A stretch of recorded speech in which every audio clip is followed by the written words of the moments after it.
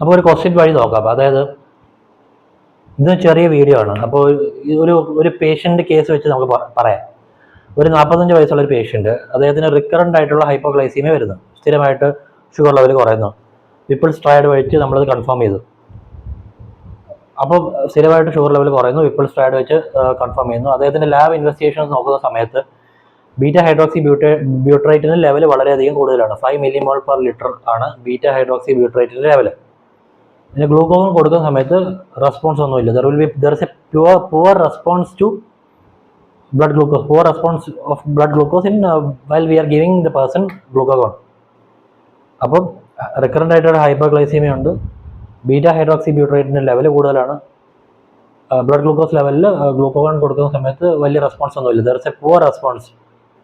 അപ്പോൾ ഇത് എന്താണ് കേസ്? അപ്പോൾ ഇത് ബേസിക്കലി ഈ hypoglycaemia is not mediated by insulin or insulin like factors. Insulin IGF-2 പോലത്തുള്ള ഇൻസുലിൻ ലൈക്ക് ഫാക്ടറോ അല്ലെങ്കിൽ ഇൻസുലിൻ പോലുള്ള കാരണങ്ങൾ കൊണ്ടുവരുന്ന ഹൈപ്പോഗ്ലൈസീമിയ അല്ല ഇത്. അപ്പോൾ this is A typical case of non insulin mediated hypoglycaemia. അതായത് ഇൻസുലിൻ കാരണം കൊണ്ടുവരുന്ന ഹൈപ്പോഗ്ലൈസീമിയ അല്ല.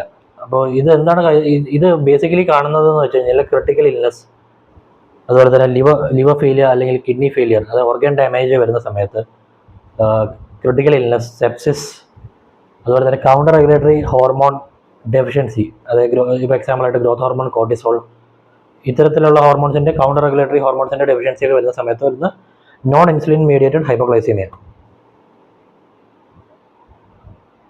ആണ് ഈ കേസ്. Thank you.